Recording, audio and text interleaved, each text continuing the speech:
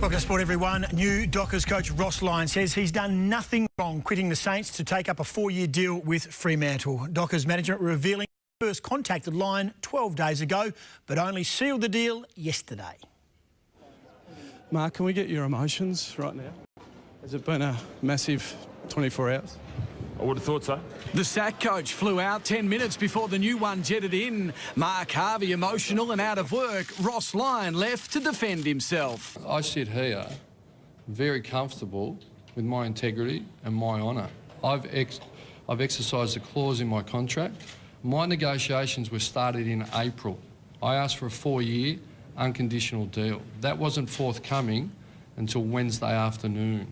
Lyon seen as football's bad guy who stole a fellow coach's job. He ended his 5-year association with St Kilda last night to start fresh with a club in desperate need of a premiership. What it is what it is. I'm now appointed the Fremantle coach, but as I said, I was headhunted by the Fremantle Football Club. I certainly, at the other end of that, it wasn't my responsibility or my desire to make that position available. Lyon sealing the deal on his own behind the back of his management group, who also look after Harvey's affairs. When we're not aware of what's going on and we're not actually in the process of negotiating any arrangement, it's hard then to represent someone and say you represent someone. The new coach with this message for the frustrated fans who are threatening to burn memberships after what is considered by some a ruthless coup. You can just judge me on my future actions and my commitment to the Fremantle Football Club. I'm not going to get involved in emotive terms. So they're entitled. Hang on, they're entitled to their opinion, and I can't change that. Dockers officials making a very brave call. We spoke to Mark personally, face to face, and clearly delivered what is a very difficult decision. The players meeting at club headquarters while their new coach was grilled. The skipper hitting Twitter wishing Mark Harvey well, but clearly looking forward to working alongside Ross Lyon, who took the Saints to 3 grand finals. Oh, yeah, it's a big surprise. We've just come down for a meeting this morning and we'll find out some more information. Some rumours going around that he maybe didn't have the support of the entire playing group. Can you shed any light on that? Mate, I don't know where those rumours have come from, so not sure what you're talking about. The new regime costing several $1 million. The former coach counting the costs of a tumultuous season. Harves is a pretty tough nut, so and he can get angry, so I certainly wouldn't want to be around him at the moment. Lockie Reid, 10 News. And one man who was coached by Mark Harvey for about 50 games is retired Docker Paul Hazelby, and he joins us now. Now, Paul, we'll get to Ross Lyon's appointment shortly, but first, did you see Mark Harvey's action coming? No, not at all. Heard the news like everybody else did yesterday. I knew the club was going to do a review process, and obviously Mark Harvey didn't come out too good out of that. And with Ross Lyon being available, they saw him as the man to take Fremantle forward. Now, you were at the club up to last year, of course. What has gone wrong from your vantage point as a former player and now away from the footy club?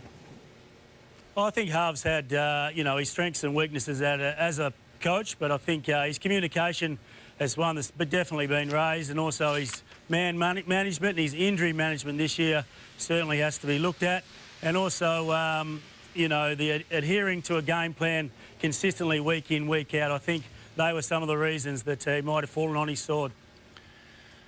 OK, now we just heard then Anthony Grover being asked about the senior playing group. You're not the part of that playing group now, but you were. Do you know anything where the senior playing group maybe have lost faith in Mark Harvey? Are you aware of it? You're still friends with a lot of those blokes on that list. No, I haven't heard anything like that. At the end of the year, the club goes through a due process. They do that twice a year, and I don't think this had anything to do with the players. It was the people that were in charge. They obviously thought he wasn't the person to take them forward. I don't agree with the way they did it, but certainly in any business or organisation, if you don't think the man in the leadership position is the right man at that point in time, well, then something has to be done about it. And I think all Fremantle supporters should now look forward to seeing what Ross Lyon can do with this group. OK, so is Ross Lyon the man for the job then? I mean, he's got the job. We know he's a very good coach. He's a couple of grand finals with St Kilda. Do they need a hard nut? Do they need someone to sort the wheat from the chaff down at Fremantle? Because you've been critical of their list. Yeah, certainly they've got to look to get some players in, and Ross Lyon's got the best record going around. Is he the man? We're going to find out over the next couple of years, but he will bring a real hard edge to the group. He will fix some of the things that may be going on around the football club. We've seen him do that at St Kilda when he got there about 5 years ago. In terms of his game plan, I'm not sure what he'll bring. I'm sure it'll have some relevance to what he did at St Kilda, but he'll look at the Fremantle list and then make a decision on the best way for that club to move forward with a game plan approach. Appreciate your time, Paul. Thanks very much for that. Tough day for everyone at the Dockers. We know you love your club. Thanks again.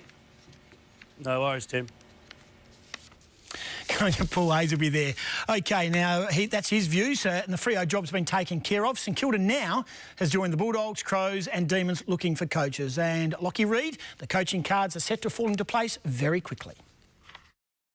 Yes, Tim, well, I'll start with Scotty Burns, current assistant coach at the West Coast Eagles and a hot favourite to take over the Adelaide Football Club coaching position. Club officials from the Crows will fly over to Perth tomorrow and meet with Burns on Sunday. Now, of course, Burns will be in the coach's box with John Worsfold tomorrow night when the West Coast Eagles take on Carlton in a semi-final. Eagles officials are very supportive of Burns getting a senior position, and they say even if he does get the job at Adelaide, they are more than happy to have him in the coach's box as long as the West Coast Eagles stay in the finals hunt. So Scotty Burns is a step away from coaching Adelaide. And in other news, Melbourne will announce Mark Neild as their senior coach tomorrow. Now, Neild is part of the Collingwood Footy Club. He's an assistant to Mick Malthouse. He runs their midfield. There's also talk that former Crows coach Neil Craig will also be part of the coaching panel at the Melbourne Footy Club as some sort of mentor. So that news will be announced tomorrow. Mark Neild to join the Melbourne Footy Club as their senior coach.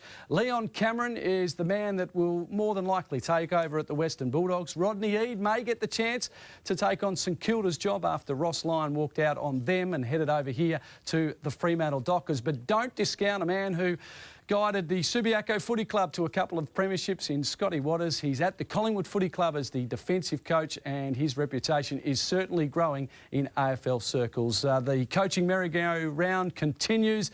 Exciting news, Tim. It's back to you.